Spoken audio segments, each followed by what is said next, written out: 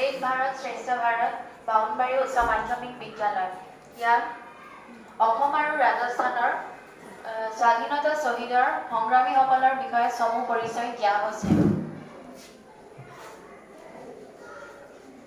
কনকলতা বৰুৱা জন্ম 22 ডিসেম্বৰ 1924 মৃত্যু 20 সেপ্টেম্বৰ 1942 ভূমিকা ভাৰত ত্যাগ আন্দোলন গোকুল ভাই ভট্ট ৰাজস্থানৰ জন্ম 19 ফেব্ৰুৱাৰী 1898 মৃত্যু 6 অক্টোবৰ 1986 ভূমিকা নিচামুক্ত সেৱনৰ ওপৰত আন্দোলন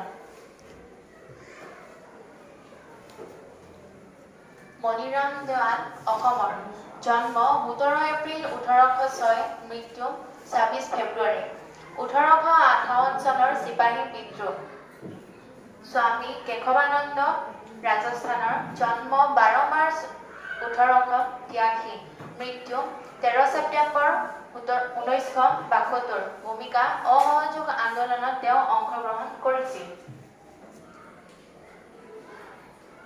গোপীনাথ বৰদলৈ জন্ম 6 জুন 1890 মৃত্যু 5 আগষ্ট 1950 ভূমিকা স্বাধীনতা আন্দোলনত অংশগ্ৰহণ কৰিছিল। জনমনাল বাজাজ জন্ম 4 নৱেম্বৰ 1889 মৃত্যু 11 ফেব্ৰুৱাৰী 1942 ভূমিকা অসহযোগ আন্দোলন সত্যাগ্ৰহ আন্দোলন আৰু সাইমন কমিছন আদি আন্দোলনত ভাগ লৈছিল। ভোগেশ্বৰী ফুকননী জন্ম 1885 মৃত্যু 20 সেপ্টেম্বৰ 1942 ভূমিকা ভাৰতৰ স্বাধীনতা আন্দোলন মথুৰা দাস মাথুৰ জন্ম 6 সেপ্টেম্বৰ 1914 মৃত্যু ভূমিকা 1942 চনৰ 25 মে মাৰৱাৰী লোক পৰিষদ আন্দোলন আৰম্ভ কৰে।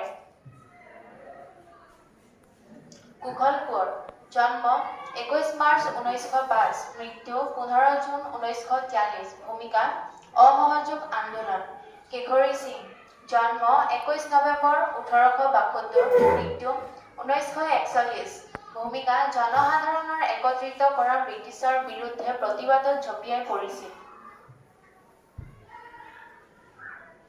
শ্বহীদ পিয়লি ফুকন ব্ৰিটিছৰ বিৰুদ্ধে প্ৰতিবাদী কাৰ্যকলাপৰ বাবে 1930 চনত ফাঁচি দিয়ে। লধু সিং নিথৰৱাল জন্ম 1804 মৃত্যু 1855 ভূমিকা ব্ৰিটিছ বিৰুদ্ধে আন্দোলন। কিৰণবালা বৰা জন্ম 1904 মৃত্যু জানুৱাৰী 1996 চন তেওঁ এগৰাকী স্বাধীনতা সংগ্ৰামী আৰু সমাজকৰ্মী আছিল। জনমলাল বাজাজ জন্ম 4 নৱেম্বৰ 1889 মৃত্যু 11 ফেব্ৰুৱাৰী 1942 ভূমিকা অসহযোগ আন্দোলন সত্যাগ্ৰহ আন্দোলন আৰু সাইমন কমিছন আদি আন্দোলনত ভাগ লৈছিল। নবীন চন্দ্ৰ বৰদলৈ জন্ম 30 অক্টোবৰ 1875 মৃত্যু 1921 চনত অসহযোগ আৰু স্বাধীনতা আন্দোলনৰ এগৰাকী গুৰুত্বপূৰ্ণ ভূমিকা গ্ৰহণ কৰাৰ বাবে 18 মাহ কাৰাবাস খাটিব লগীয়া হয়।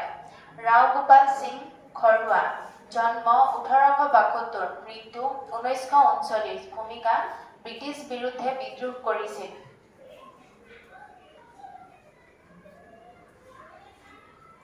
স্বাধীনতা সংগ্ৰামৰ বীৰ শ্বহীদ সকললৈ জনাইছো সশ্ৰদ্ধা প্ৰণাম।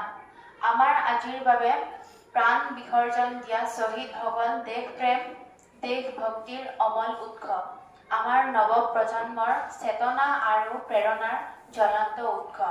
স্বাধীনতা জীৱনৰ গান স্বাধীনতা জীৱনৰ মান স্বাধীনতাই কঢ়িয়াই আনক সপোনৰ সফলতা নাগৰিকৰ স্বাধিকাৰ সুখ আৰু আনন্দৰ সংবাদ।